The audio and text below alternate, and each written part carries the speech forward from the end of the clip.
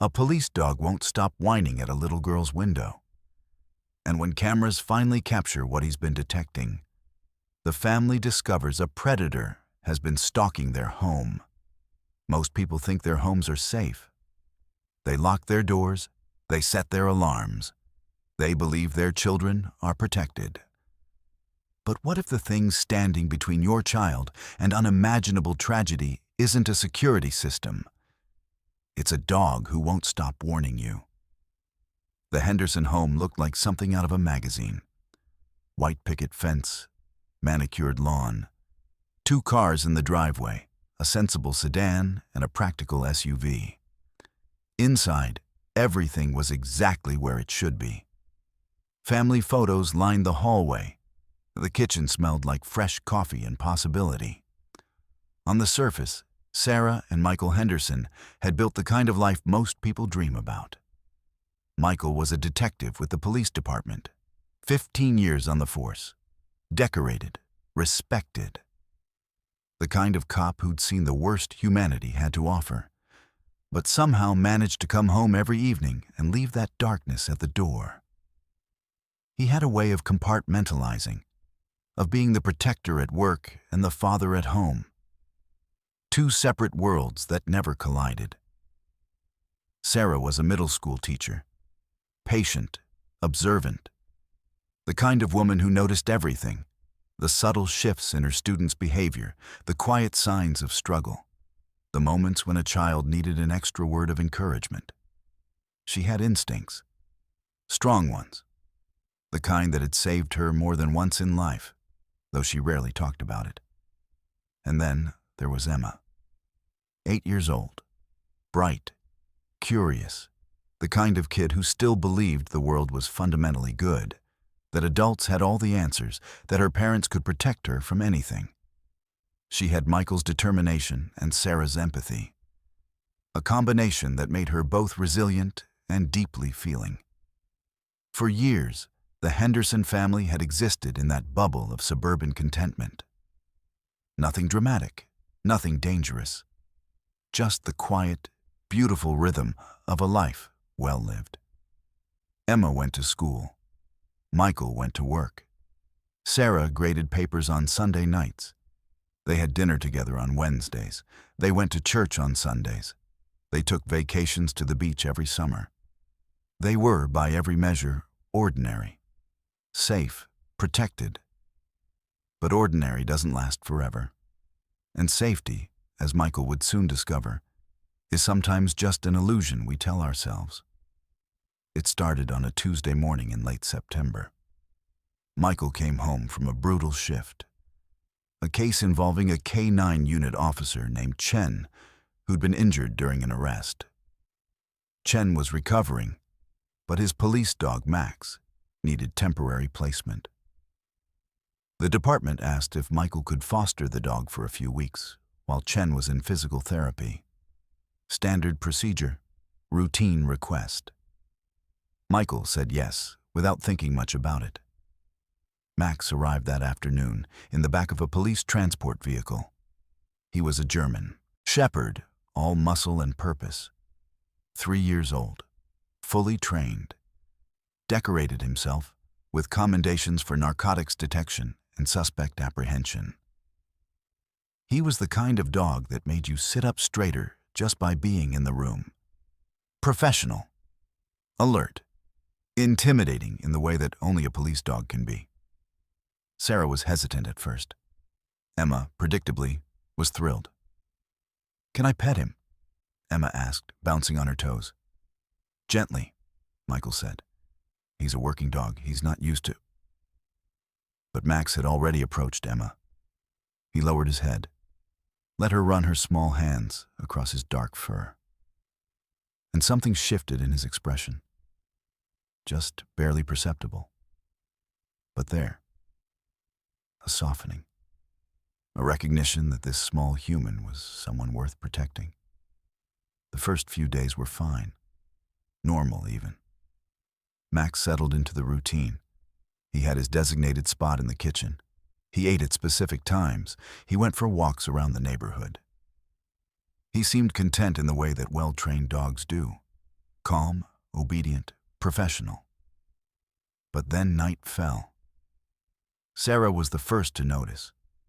It was a Thursday night, around midnight. She'd been reading in bed when she heard it, a low, persistent whine coming from downstairs. Not the sound of a dog in distress, not the sound of a dog who needed to go outside. It was something else, something deliberate. She nudged Michael awake. "What is it?"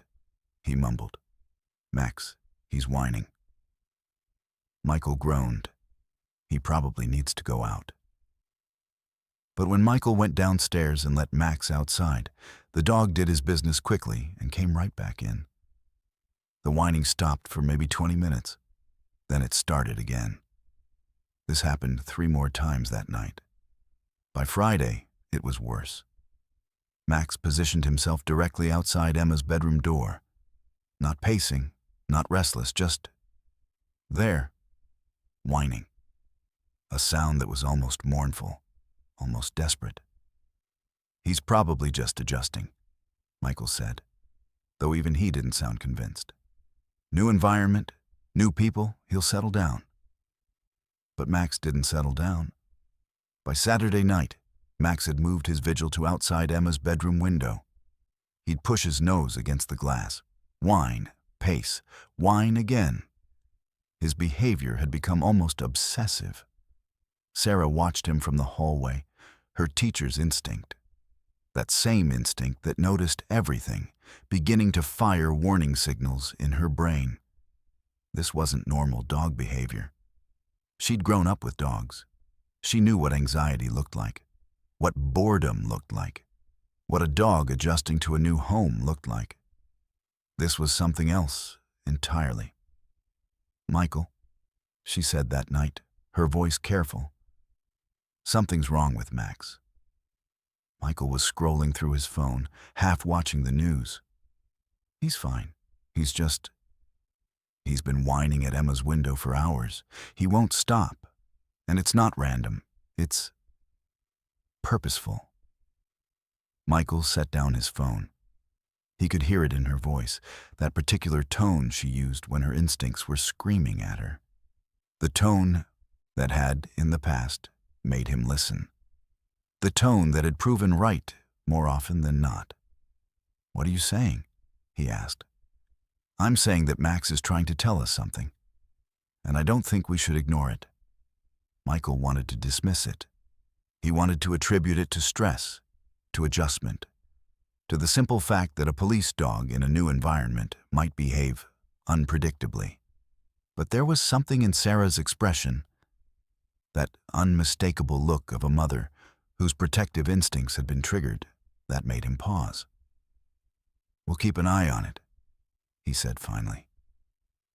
"If it doesn't stop by tomorrow, we'll call Officer Chen. See if this is normal." But even as he said it, Michael knew. Something was off. The air in the house had shifted. The comfortable, safe bubble they'd been living in had developed a hairline fracture. And Max knew it too. That night, Max's behavior escalated dramatically. He didn't just whine at Emma's window. He scratched at it. He threw his entire body against the glass. His eyes were wild, not aggressive, but alert in a way that transcended normal canine behavior. He was trying to communicate something urgent, something critical. Sarah didn't sleep. She sat in the hallway outside Emma's room, listening to Max's desperate sounds, feeling her maternal instinct shift into overdrive. Something was wrong. Every cell in her body was screaming it. Michael, despite his skepticism, couldn't ignore it either. By 3 a.m., he was standing in the hallway with Sarah, both of them listening to Max's relentless whining. "This isn't normal," Michael said quietly. "No," Sarah agreed. "It's not. I'm calling Chen in the morning. This might be a medical issue. Maybe Max is sick." But even as he said it, Michael knew that wasn't it. He'd seen enough in his career to recognize when something was genuinely wrong. And this This felt wrong in a way that had nothing to do with the dog's health. Max wasn't sick. Max was warning them. The question was, warning them about what? But Sarah had no idea that Max's desperate behavior was only the beginning, and that the real horror was happening just outside their window, in the darkness, where a predator had been watching their home for weeks. Michael called Officer Chen at 7 a.m. sharp. The conversation was brief and unsettling. "Max is exhibiting some unusual behavior," Michael said carefully. "Whining, scratching at windows, specifically at my daughter's bedroom window. I wanted to check if this is normal for him." There was a long pause on the other end of the line. "Max doesn't whine," Chen said finally. His voice had changed, tightened. "Max is one of the most disciplined dogs I've ever worked with. He doesn't exhibit anxiety. He doesn't act out. What exactly is he doing?" Michael described the behavior in detail. The obsessive focus on Emma's window, the desperate scratching, the refusal to stop even after being let outside, the way his entire body seemed to vibrate with urgency. Chen was silent for even longer this time. "I'm coming to get him," Chen said. "Today. There's something wrong." "Is he sick?" Michael asked. "No, Max isn't sick. But if he's behaving like that, there's a reason. And it's not medical." Chen's voice had taken on a quality that Michael recognized immediately. The tone of a cop who just realized something dangerous. "Keep your daughter inside. Keep all your doors and windows locked. I'm on my way." Michael hung up the phone. His detective's instincts, the ones he'd honed over 15 years on the force, suddenly snapped into sharp focus. He walked to Emma's bedroom window and looked outside. The backyard was empty. The neighborhood was quiet. Nothing seemed out of place. But as he stood there, looking out at the ordinary suburban landscape, he felt it, that prickling sensation at the back of his neck that every cop knows, the feeling that something was very, very wrong. He checked the lock on Emma's window. It was secure. He checked it again and again. Then he went downstairs and told Sarah to keep Emma home from school. "Why?" Sarah asked, already knowing the answer from his expression. "I'm not sure yet. But I'm sure enough that I don't want her going anywhere today." Sarah didn't argue. Her instincts had been firing all night.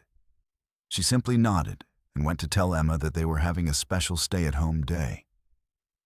Officer Chen arrived at 10 a.m. He was a lean man in his early 40s, still moving carefully from his injury, but his eyes were sharp, alert, worried.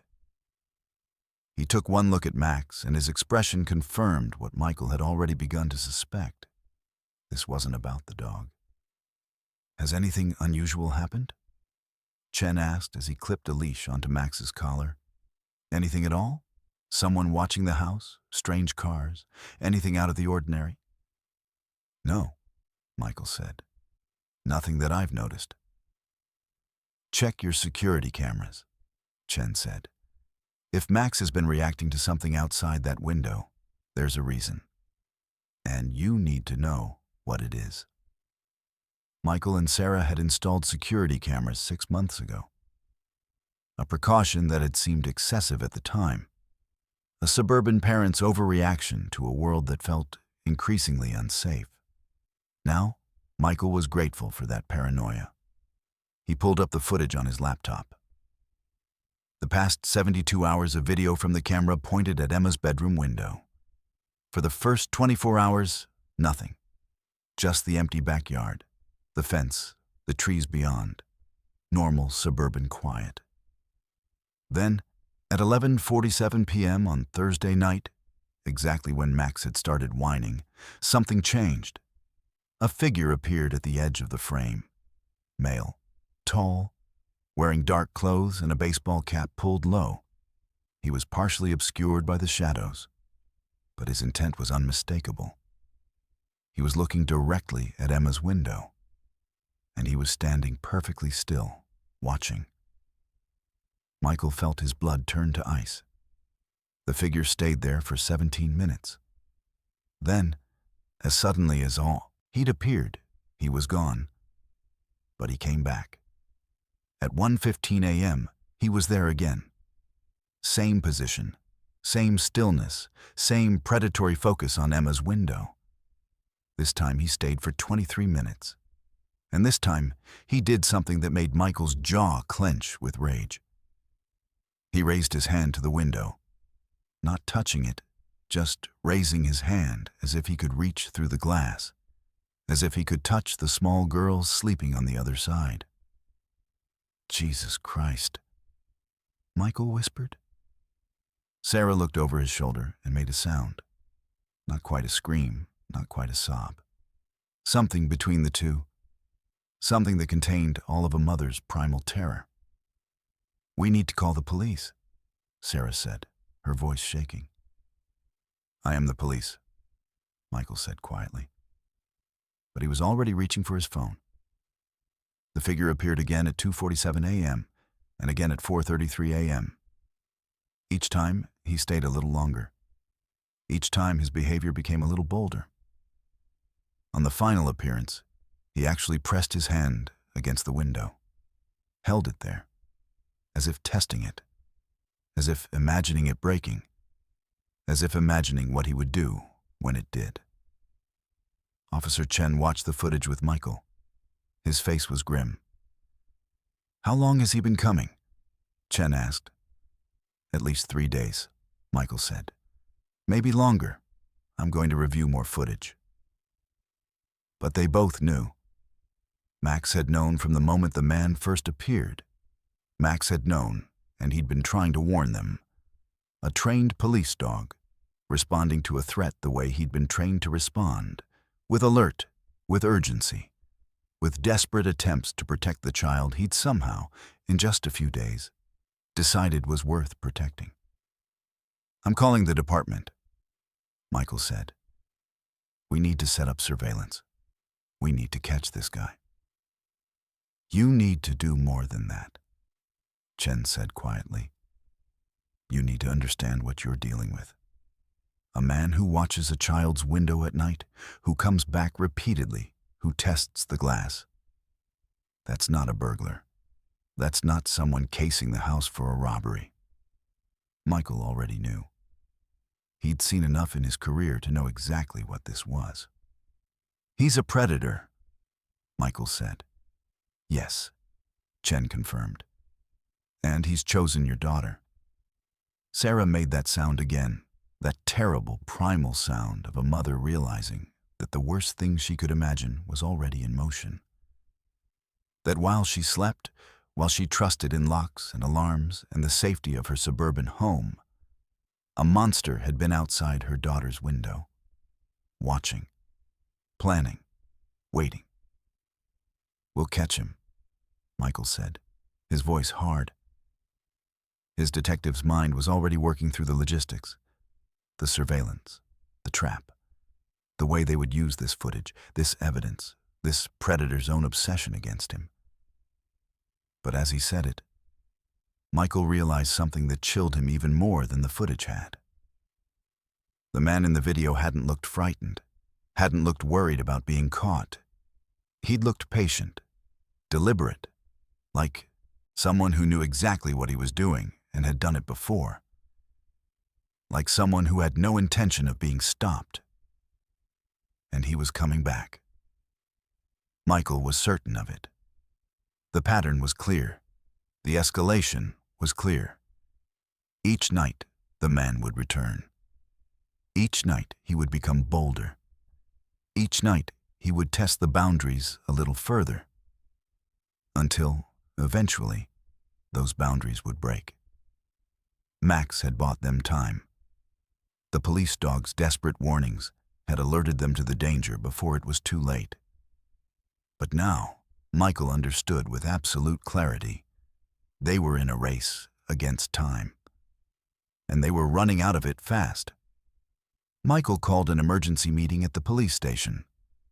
Captain Morrison, his commanding officer for the past 8 years, listened to the entire situation without interrupting. When Michael finished, Morrison's expression was grave. "We need to bring in the task force," Morrison said. "This is beyond standard patrol response. We're talking about a potential child predator with escalating behavior. We need to set up a proper surveillance operation." "How long will that take?" Michael asked. 24 hours to coordinate. Maybe less if I can pull strings." Michael shook his head. "He's coming back tonight. I can feel it. The pattern is accelerating. We don't have 24 hours. Morrison leaned back in his chair. "Then what do you propose?" "We set our own trap. Tonight, I'll stay awake. I'll watch the backyard. When he shows up, we take him." "That's not protocol," Morrison said. "I don't care about protocol. That's my daughter." Morrison understood. He'd been a cop long enough to know that protocol meant nothing when your child was in danger. He nodded slowly. "All right. But you're not doing this alone. I'll assign Chen and 2 uniformed officers. We'll position them in the yard. When he arrives, we move in quietly. We take him without incident. We get him in custody before he even knows what's happening." It was a solid plan. Professional. By the book, more or less. Michael nodded his agreement. But as he left Morrison's office, Michael knew something that his captain didn't. Something that his 15 years of detective work had taught him about predators like this one. They didn't scare easily. They didn't panic. They didn't run when confronted. They fought.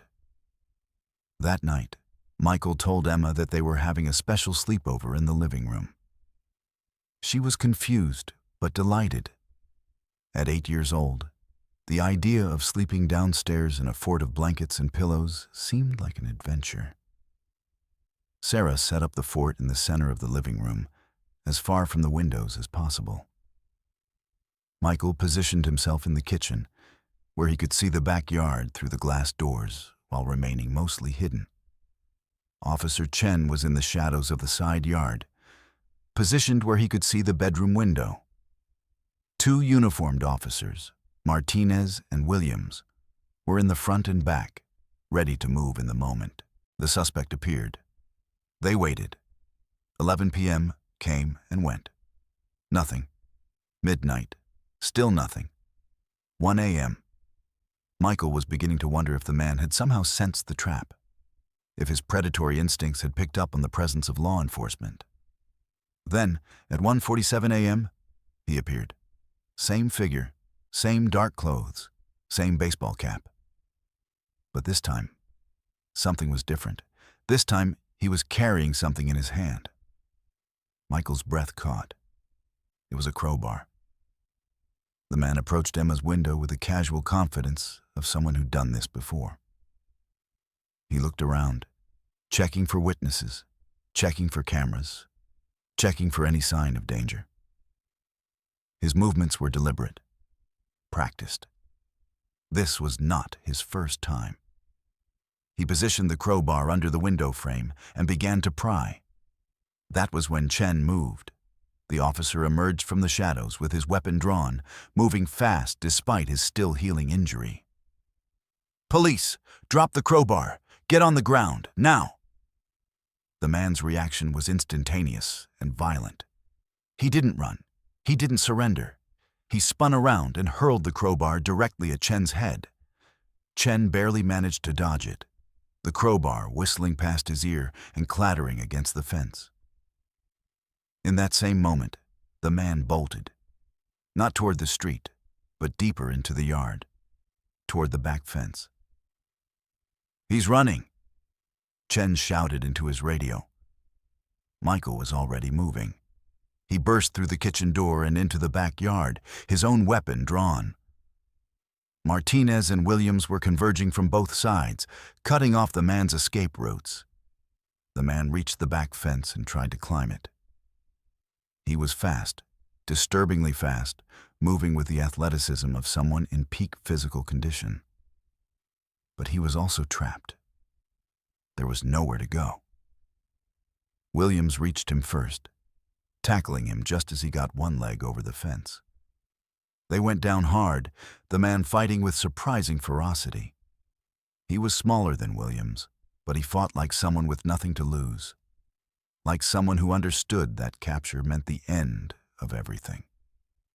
Martinez piled on, and within seconds, the man was subdued.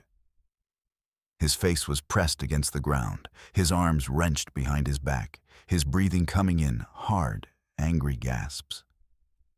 Michael approached slowly, his weapon still drawn, and looked down at the face of the man who'd been watching his daughter's window.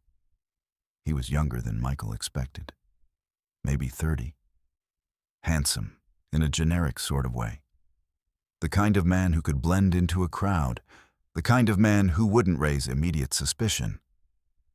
But his eyes were empty, devoid of remorse, devoid of fear, just cold, calculating intelligence and rage.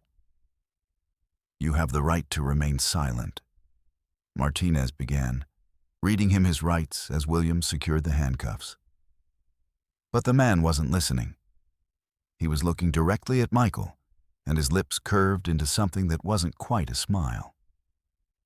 "You got lucky," he said, his voice surprisingly calm, "but you can't watch her forever. Eventually, you'll slip. Eventually, she'll be alone. And when that happens..." "Shut your mouth," Michael said, his voice deadly quiet. They transported the man to the station in a patrol car. Michael rode along, sitting across from him in the back seat, watching him carefully. "What's your name?" Michael asked. The man smiled that same empty smile. "You'll find out soon enough. My lawyer will tell you." "How many?" Michael asked. "How many other children?" The man's smile widened. "Wouldn't you like to know?" Michael felt something dark and violent rise in his chest. He'd spent 15 years maintaining professional distance, maintaining control, maintaining the boundaries between the cop and the man. But in that moment, looking at the predator who'd been watching his daughter, those boundaries threatened to shatter. It took every ounce of his willpower not to reach across the seat and break the man's neck. At the station, they booked him and began the interrogation. His name was David Brennan, 32 years old. No prior convictions, though a deeper dive into his background would reveal a history of restraining orders from multiple women, allegations of stalking that had never quite made it to prosecution, and a pattern of behavior that suggested this was far from his first predatory obsession. But he wouldn't talk about Emma. Wouldn't talk about how long he'd been watching her. Wouldn't talk about his intentions or his plans or the other children he might have targeted. He just smiled that empty smile and asked for his lawyer. By dawn, Michael was exhausted, emotionally drained. But he was also certain of one thing. They'd stopped him. They'd caught him before he could hurt Emma. They'd won. But as Michael drove home that morning, watching the sun rise over his quiet suburban neighborhood, he couldn't shake the memory of Brennan's smile, the certainty in his eyes, the way he'd said, "You can't watch her forever." And Michael realized, with a chill that ran through his entire body, that catching Brennan was only the beginning. Because predators like David Brennan didn't work alone. They didn't operate in isolation. They were part of a network, a system, a dark ecosystem that had been hunting children for years and had only grown bolder and more sophisticated with time. And now that Michael had looked into that ecosystem, now that he'd seen how close it had come to taking his daughter, he understood that he couldn't unsee it. He couldn't go back to his comfortable suburban life and pretend that the darkness didn't exist just beyond his white picket fence. He had to do something about it, even if it cost him everything. The interrogation room was cold and sterile. Michael sat across from David Brennan, a thick file of evidence spread between them. Brennan's lawyer, a sharp-faced woman named Patricia Voss, sat beside her client with the expression of someone who defended far worse. The fluorescent lights hummed overhead, casting harsh shadows across the metal table that separated predator from protector. Your client was found with burglary tools and was attempting to break into a residence, Michael said, his voice steady and professional despite the rage simmering beneath the surface. We have video evidence of him surveilling a child's bedroom window on multiple occasions over a 72-hour period. We have his fingerprints on the crowbar recovered from the scene. We have him caught in the act of attempting to pry open the window. We have witnesses who saw him flee the property and who can testify to his identity. Attempted burglary, Voss said calmly, shuffling through her own papers with practiced indifference. My client denies any intent toward the child. He was targeting the residence for valuables. The surveillance footage is circumstantial at best. It shows a man in dark clothing. It could be anyone. The fingerprints on the crowbar prove nothing except that he touched it at some point. As for the attempted break-in, that's a property crime, not a crime against a person. Michael leaned forward, his jaw tightening. The surveillance footage shows him raising his hand to the window, testing it, measuring it, pressing his palm against the glass as if imagining it breaking. That's not burglary behavior. That's predatory behavior. That's the behavior of a man planning to enter a child's bedroom with intent to commit a sexual assault. Brennan smiled, that empty smile again, the one that made Michael's blood pressure spike. I was curious about the house. That's not a crime. Looking at a window is not a crime. Touching a window is not a crime. You were watching a child, Michael said, his voice dropping dangerously low, each word carefully enunciated. You came back night after night. You escalated your behavior with each visit. You brought tools designed specifically to break through a window. You were going to take her. You were going to do unspeakable things to her. And if we hadn't caught you, if Max hadn't alerted us to your presence, you would have succeeded. For just a moment, just a fraction of a second, something flickered in Brennan's eyes.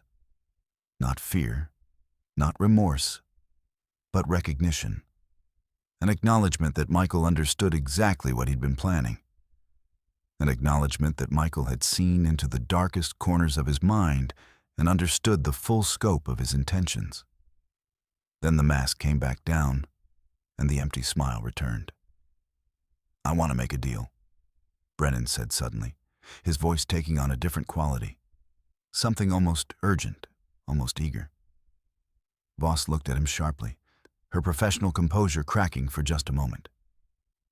David, I advise against... I don't care, Brennan interrupted, waving his hand dismissively. He was leaning forward now, his entire body language shifting. This wasn't the casual predator anymore. This was something else, something that made Michael's instincts scream a warning. I'll tell you about the network, everything, names, locations, methods, all of it. The communication protocols, the financial structure, the hierarchy, everything you need to know. But I want a deal. Reduced charges, witness protection, a new identity. I want to disappear. Michael's entire body went still. The temperature in the room seemed to drop 10 degrees. What network? He asked quietly, his voice barely above a whisper. The one you're going to spend the rest of your career trying to stop, Brennan said, his eyes bright with an intensity that was almost manic, almost sexual in its excitement. The one that's been operating for 15 years, the one that has members in every major city in the country, the one that has connections to law enforcement, to government, to people in positions of power that you can't even imagine. Judges, prosecutors, politicians, people you've probably met at police department functions, people you've probably shaken hands with. Voss was shaking her head vigorously, her professional mask completely shattered now. David, you need to stop talking right now. I'm invoking attorney-client privilege. This conversation is over. But Brennan ignored her completely. His eyes locked on Michael's. There are hundreds of us, he said, his voice taking on an almost conversational tone, as if he were discussing the weather rather than organized child exploitation. Thousands, maybe. We have a communication network, encrypted, sophisticated, military-grade encryption that took us years to develop. We share information about targets, about opportunities, about which children are vulnerable, which families are isolated, which neighborhoods have poor security, which schools have inadequate supervision, which parks are good hunting grounds. Michael felt his stomach turn, felt bile rising in his throat. He forced himself to breathe, forced himself to stay seated, forced himself to maintain control. We have a rating system, Brennan continued, his voice becoming almost hypnotic in its detail. We rate the children, their appearance, their vulnerability, their accessibility, their likelihood of being believed if they report. The highest-rated children get the most attention. The most experienced members compete for them. It's like a game, but the stakes are real. Very real. The highest-rated children are worth money. Serious money. There are collectors who will pay 6 figures for access to a particularly desirable child. Michael felt his hands clench into fists beneath the table. We have a hierarchy, Brennan went on, seemingly unable to stop himself now, as if confessing to these crimes was giving him some kind of twisted pleasure, some kind of psychological release. At the top are the organizers, the men who run the network. They don't participate directly. They're too smart for that.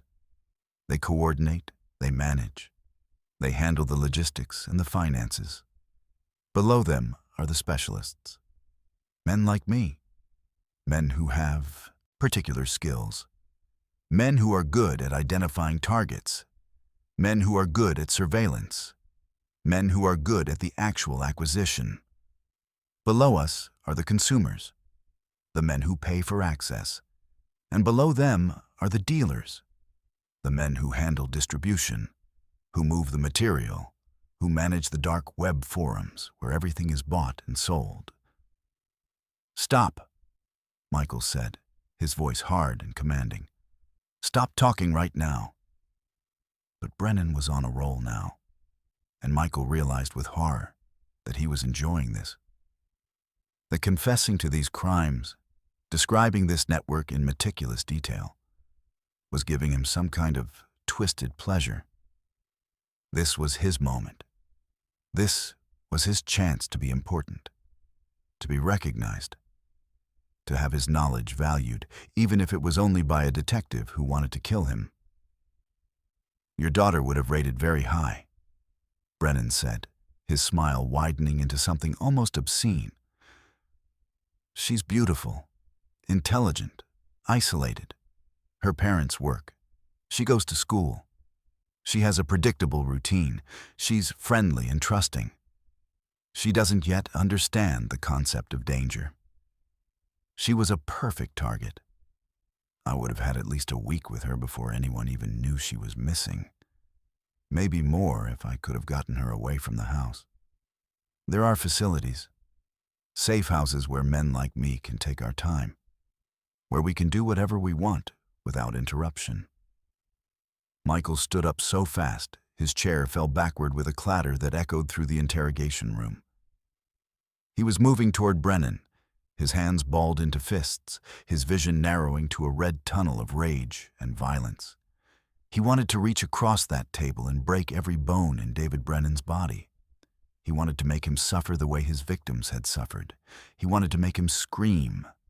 That was when Captain Morrison appeared in the doorway, his face grim and determined.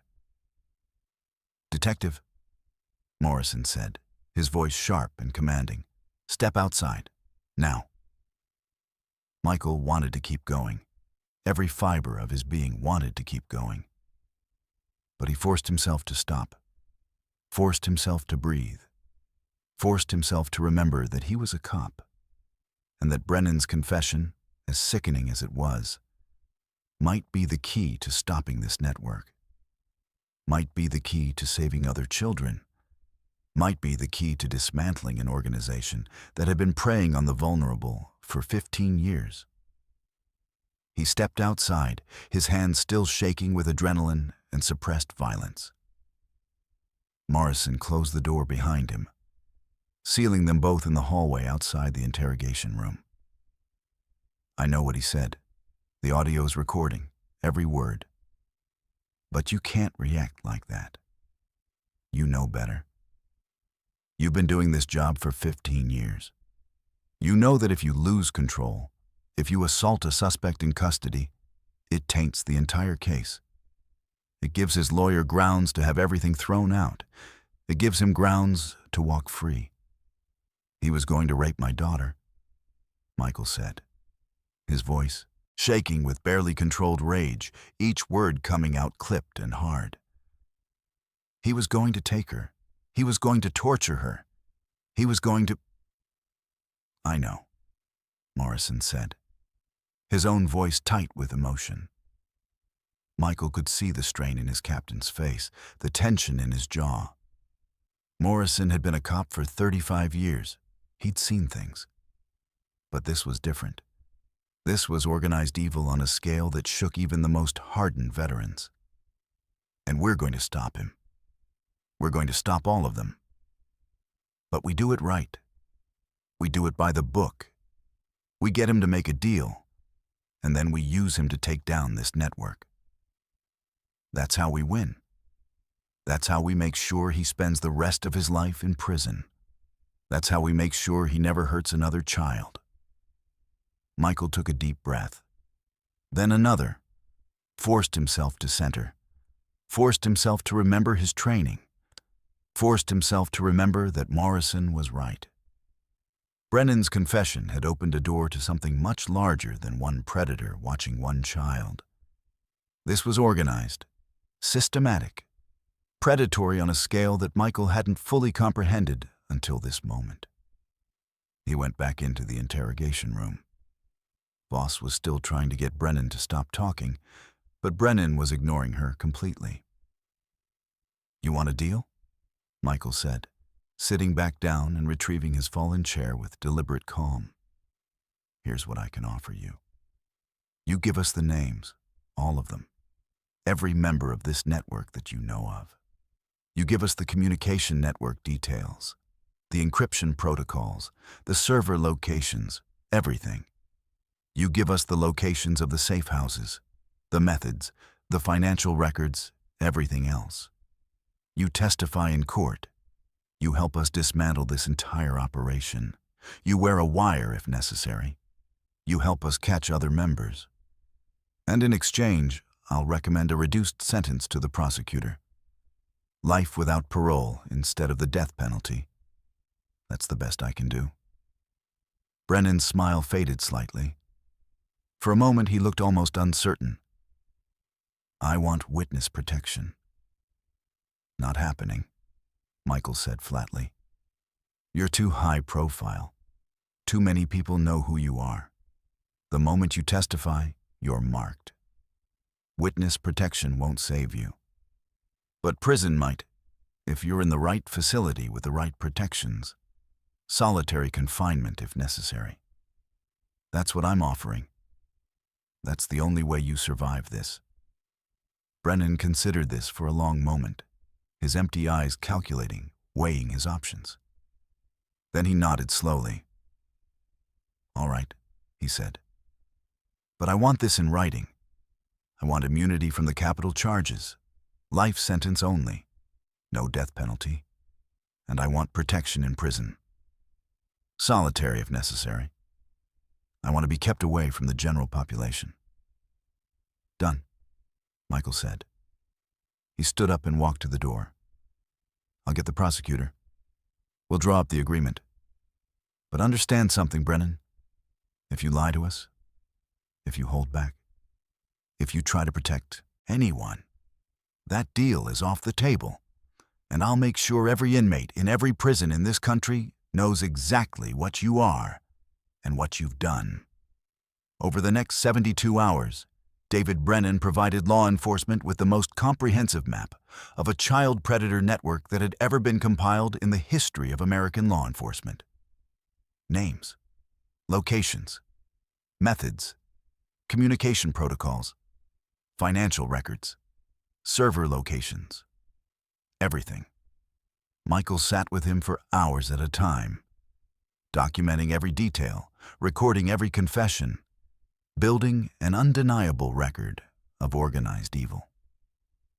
What emerged was a picture of predatory organization on a scale that shocked even seasoned law enforcement professionals. Detectives who'd spent 20 years investigating crimes. Federal agents who'd worked organized crime task forces. People who thought they'd seen the worst humanity had to offer. They were wrong. The network had been operating for 15 years. It had members in 43 states. It had connections to law enforcement in 7 different departments. It had a sophisticated communication system that used encrypted messaging, dark web forums, coded language, and rotating server locations to coordinate activities and evade detection. And it was still growing. According to Brennan's confession, membership had doubled in the past 3 years alone. The financial structure was generating millions of dollars annually. The organizational hierarchy was sophisticated enough to rival legitimate corporations. And it was still growing. By the end of Brennan's confession, Michael had the names of 147 active members. He had the identities of 43 children who were currently being targeted or in active danger. He had evidence of at least 89 previous victims. 89 children who had been taken, abused, and in some cases, never found. 89 children whose cases had gone cold, whose families had never gotten closure, whose abusers had never been brought to justice.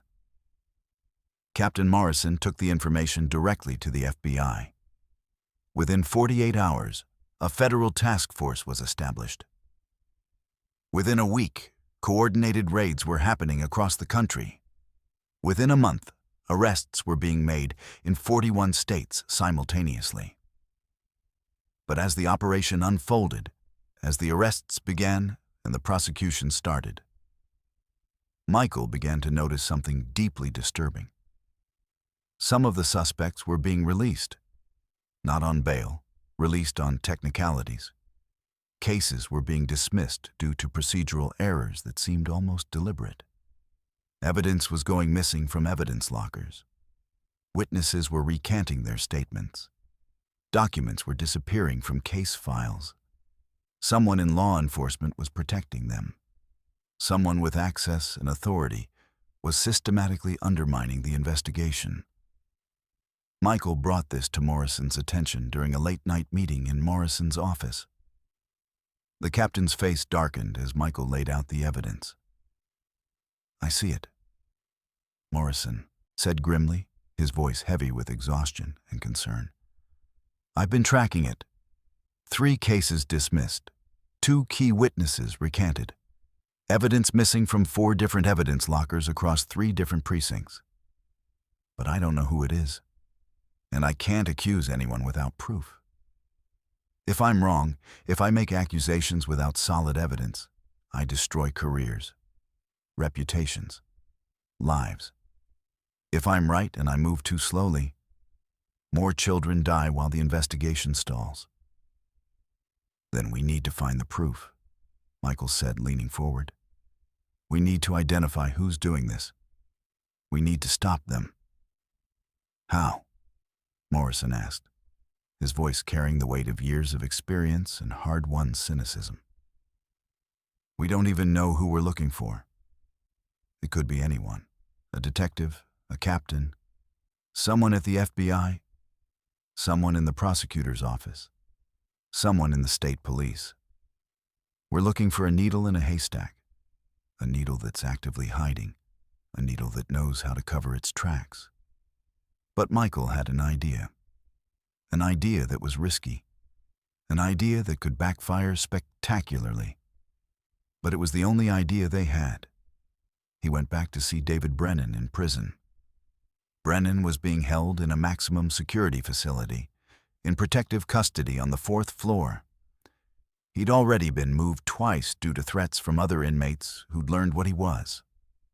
Inmates who had daughters, inmates who had sisters, inmates who understood viscerally what Brennan had been planning to do. He looked diminished somehow, smaller, more fragile, but his eyes were still sharp, still calculating, still predatory beneath the surface. "I need a name," Michael said without preamble, sitting across from him in the visitation room. "Someone in law enforcement, someone who's protecting your network, someone who's been making cases disappear, someone who's been helping your people escape justice." Brennan smiled slowly. "Why would I help you with that?" "Because if you don't," Michael said, his voice cold and measured, "I'm going to make sure that every prisoner in this facility knows exactly what you are and what you've done. I'm going to make sure you spend the rest of your life looking over your shoulder, waiting for someone to make you pay for what you did to those children. I'm going to make sure that every day of your sentence is agony." It was a threat, and they both knew it. It was also illegal.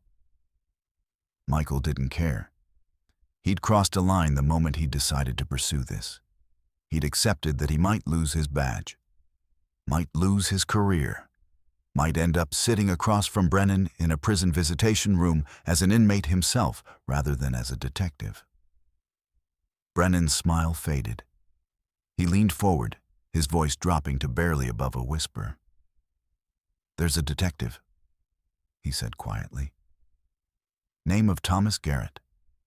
He's been with the department for 23 years. He's high up. He has access to everything. Case files, evidence lockers, witness statements, everything. He's been taking money from us for 10 years. He's protected at least 15 of our members from prosecution. He's made evidence disappear. He's intimidated witnesses. He's altered reports. He's one of our most valuable assets." Michael felt something cold settle in his chest, like a stone dropping into still water. Thomas Garrett. He knew Garrett, had worked with him on cases, had always thought of him as a solid cop, a professional, a man who'd dedicated his life to the job, a man who'd mentored younger detectives, a man who'd been commended for his work, a man who'd seemed, in every way, to be exactly what a good cop should be. "How can I prove it?" Michael asked, his voice steady despite the turmoil beneath the surface. "You can't," Brennan said. "Not without evidence. And Garrett is too smart to leave evidence. But if you can get him to talk to me, if you can get him in a room with me, I can get him to confess. He trusts me. He thinks I'm going to keep his secret. He thinks I'm going to protect him in exchange for the protection he's given me. If I tell him I'm considering giving him up, he'll panic. He'll try to convince me not to. And in doing that, he'll admit everything. He'll confess to everything." It was a gamble, a risky play that could backfire spectacularly. If Garrett was innocent, if Brennan was lying or mistaken, then Michael would be accusing an innocent man of the most heinous crimes. Would be suggesting that a decorated detective was complicit in child exploitation. Would be destroying a man's life based on the word of a confessed predator. But if Brennan was telling the truth, if Garrett really was part of the network, then every day that passed was a day that more children were in danger. Every day was a day that evidence was being destroyed. Every day was a day that predators were escaping justice. Michael took the information to Captain Morrison. Morrison's expression darkened as he listened, the color draining from his face. "Garrett," he said quietly, his voice hollow. "Jesus Christ. I've known Tom for 20 years. I've worked with him, I've trusted him, I've recommended him for commendations." "So have I," Michael said. "But that doesn't change what he's done. If Brennan is telling the truth, then Garrett has been actively protecting predators, has been making evidence disappear, has been intimidating witnesses, has been perverting justice, has been allowing children to be abused while he collected a paycheck." Morrison was quiet for a long moment, his face a mask of barely controlled emotion. Then he nodded slowly. "All right," he said. "We'll set up the meeting, but we do it carefully. We record everything. We have federal agents standing by. We do this right. We document everything. We build an undeniable case. And we make sure that when we move against Garrett, it sticks." The setup took 3 days to arrange. Morrison coordinated with the FBI, ensuring every detail was documented. They couldn't afford mistakes. Michael spent those 3 days in controlled tension, going through the motions of his regular duties while his mind churned with the implications of what they were about to do. Each night, he went home to Emma, helped her with homework, tucked her into bed.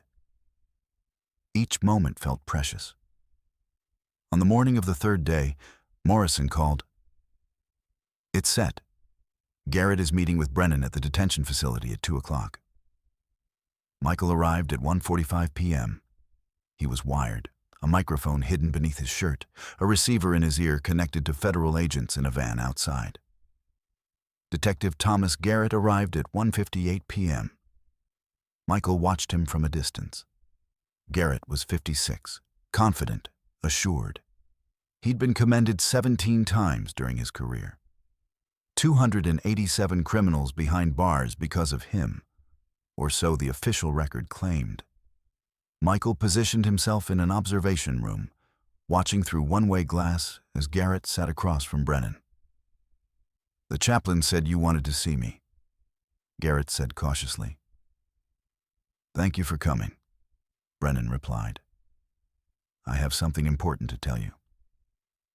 "What's this about?" Garrett asked, suspicion evident in his voice. "It's about the network. About the deal I made with Detective Morrison. About the fact that I've been cooperating with law enforcement."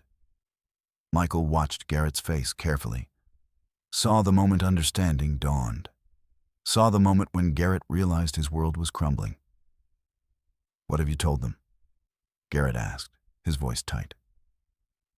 "Everything," Brennan said. "The names, the locations, the methods, everything. And I've told them about you, Detective.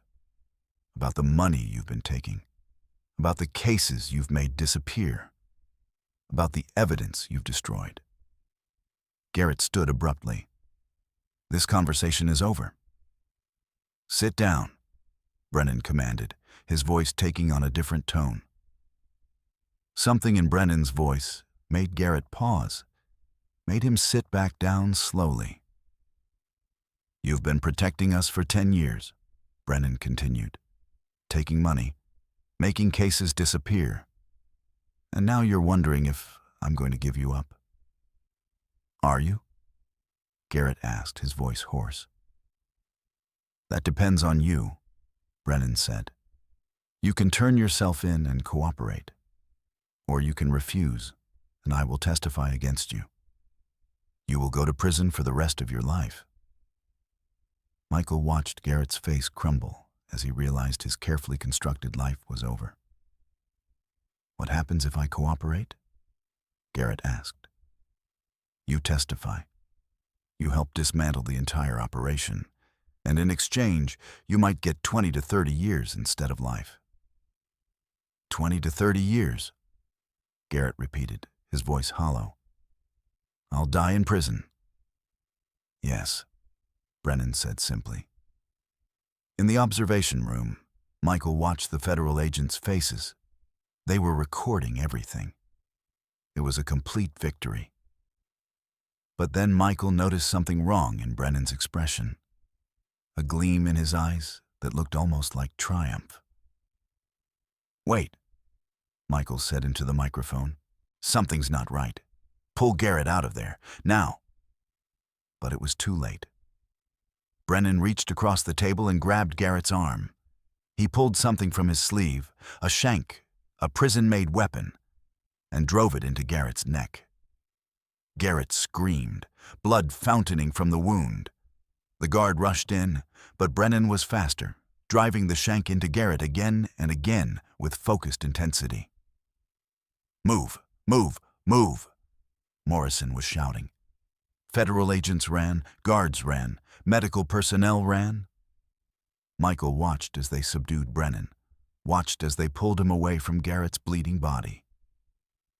Garrett had taken 7 stab wounds. The damage was catastrophic. He was dead before they could get him on a stretcher. "He planned this," one of the FBI agents said grimly. "He wanted Garrett dead. He wanted to make sure Garrett couldn't testify."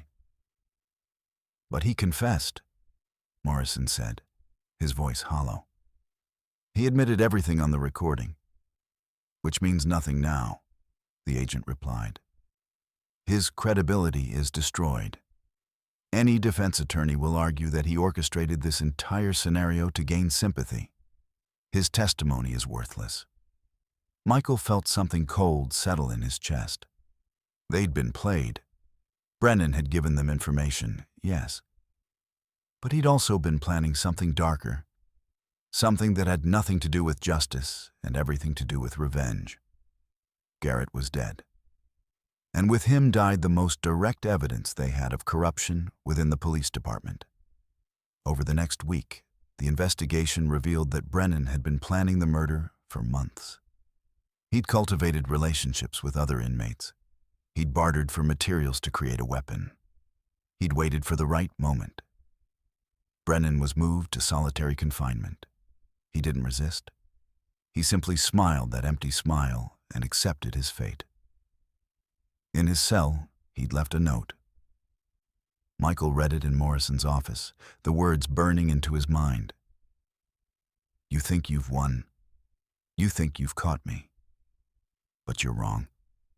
I'm just one man, one small part of something much larger than you can comprehend. There are many others, and they're not as careless as Garrett. They're watching you. They're learning from your methods. And when you think you've finally won, that's when we'll strike." Michael read the note 3 times, feeling the weight settle more heavily on his shoulders. "It's a threat," Morrison said quietly. "No," Michael said. "It's a promise. The network is bigger than any one person. It's a system, and we've only scratched the surface." Over the following months, Michael became obsessed with the investigation. He worked 18-hour days, following leads that went nowhere, interviewing frightened witnesses, reviewing thousands of pages of documents. And slowly, piece by piece, the network revealed itself. There were members in the police department, a lieutenant in narcotics, a sergeant in records, a dispatcher. There were members in the prosecutor's office, an assistant district attorney, a judge dismissing cases on technicalities. There were members in the FBI, an agent leaking information, a supervisor redirecting investigations. The deeper Michael dug, the more he realized the network wasn't just a criminal organization. It was a system, a carefully constructed apparatus designed to exploit children while evading law enforcement. And it was everywhere. The investigation took a toll. Michael started having nightmares. He drank more than he should. He saw threats everywhere.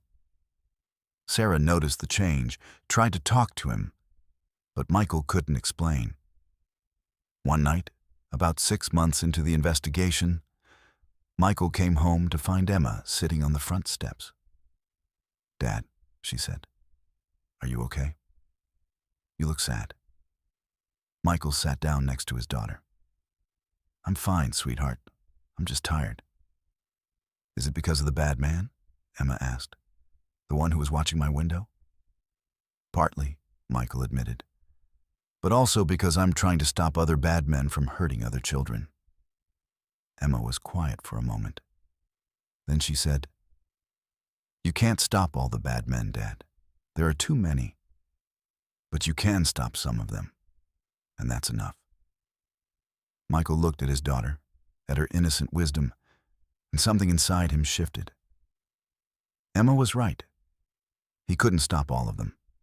He couldn't save every child. But he could fight. He could investigate. He could bring justice to as many as possible. And maybe that would have to be enough.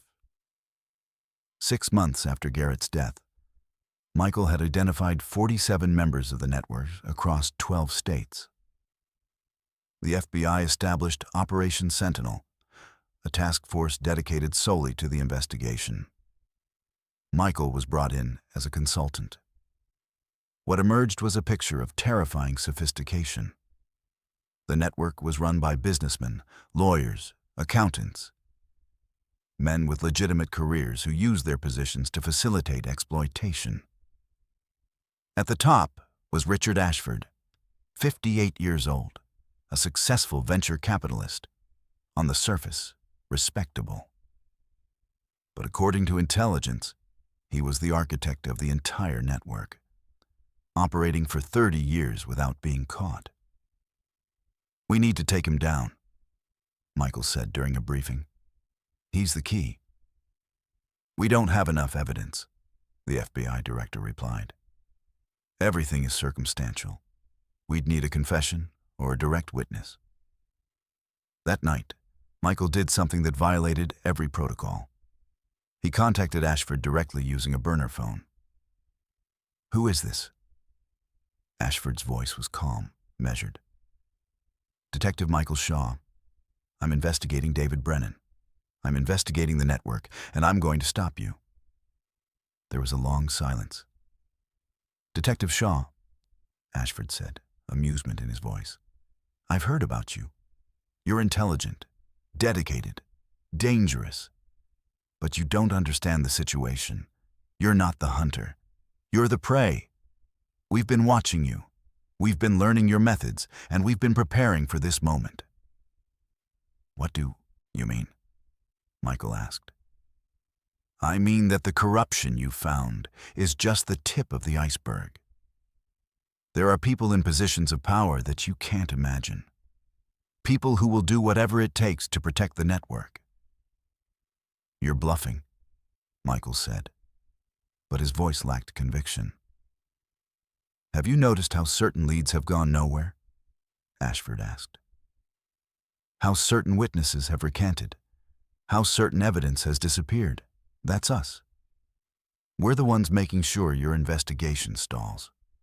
We're the ones protecting the network." "Why are you telling me this?" Michael asked. "Because I wanted you to understand the futility of what you're doing. You're fighting against something much larger than yourself, something with resources you can't comprehend, something that will survive long after you're gone." The line went dead. Michael immediately reported the call. Within hours, the FBI traced it to a burner phone in Manhattan. Within days, they identified the location, a hotel where Ashford maintained a private suite. But when they executed the warrant, Ashford was gone. He'd fled the country, taking millions of dollars with him. The manhunt became one of the most extensive international investigations in FBI history. But as weeks passed, Michael noticed something deeply disturbing. Certain leads were being deliberately misdirected. Certain witnesses were being intimidated.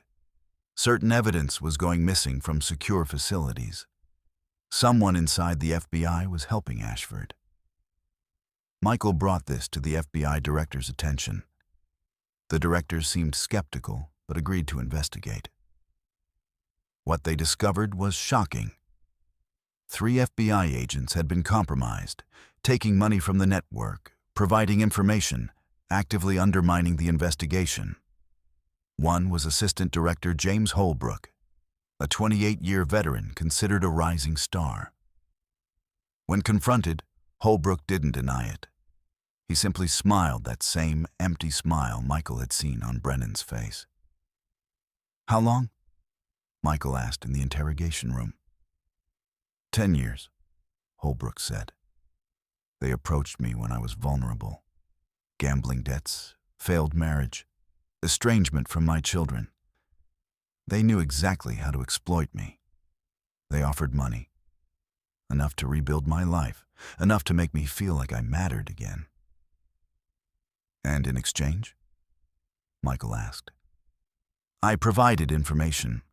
I warned them about investigations. I redirected resources. I made cases disappear. I intimidated witnesses. I did whatever was necessary to protect the network." "How many children?"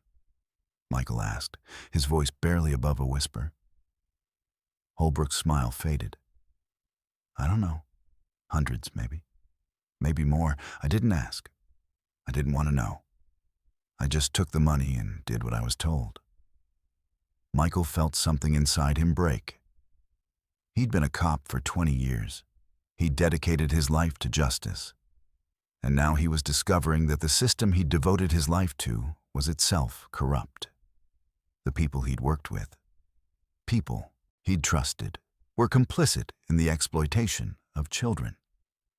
That night, Michael sat in his car outside his house and contemplated the weight of what he'd discovered. The network wasn't just a criminal organization. It was a system, a carefully constructed apparatus that had infiltrated law enforcement, the judiciary, government agencies, and financial institutions. It was designed to be self-perpetuating. Michael realized he'd been naive. Naive to think he could stop this alone. Naive to think the system could police itself. Naive to think justice was possible in a system that was itself compromised. He went inside and found Sarah waiting in the kitchen. She took one look at his face and knew something was terribly wrong. "What happened?" she asked. "I'm resigning from the police department," Michael said. "I'm stepping back from the investigation." "Why?" Sarah asked, shocked.